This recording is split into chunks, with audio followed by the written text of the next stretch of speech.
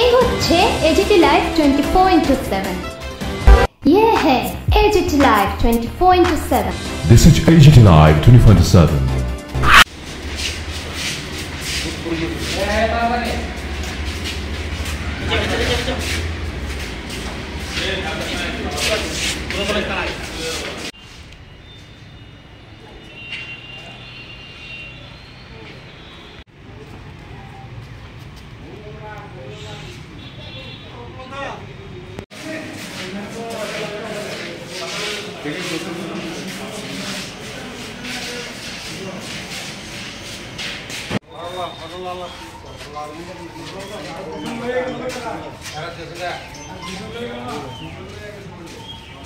গত 18/6/2025 রিপন চাকমা আমাদের কাছে একটা অভিযোগ করেন যে ওনার একটি রয়্যাল এনফিল্ড বাইক ভবনগর এলাকা থেকে চুরি হয়। তো সেই তদন্ত করতে গিয়ে আমরা প্রথমে সিসিটিভি অ্যানালাইজ করে দুজনকে আইডেন্টিফাই করি এবং এর মধ্যে একজনকে তখনই অ্যারেস্ট করি এবং তাকে অ্যারেস্ট করে তার জিজ্ঞাসাবাদের ভিত্তিতে আরও দুজনকে আমরা অ্যারেস্ট করি। তো তারা মূলত এখান থেকে বাইকটা চুরি করে নিয়ে মধুপুর এলাকা দিয়ে বাংলাদেশ পাঠিয়ে দেয়। তো প্রথমে 3জন অ্যারেস্ট করা হয়, পরবর্তীতে আমরা আরও 3জনকে অ্যারেস্ট করি। এর মধ্যে একজন নাম বিমল দাস, তারপর সজল দাস, দুটন বিশ্বাস এবং তমল দেববর্মা।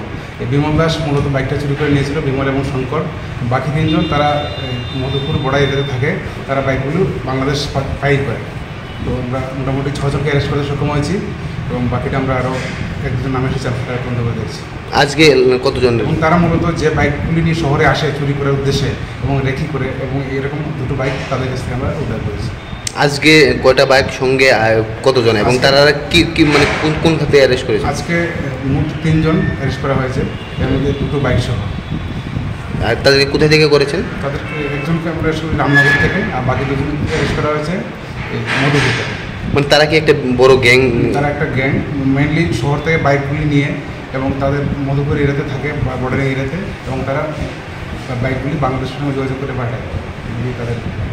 তাদের বাড়ি কোথায়?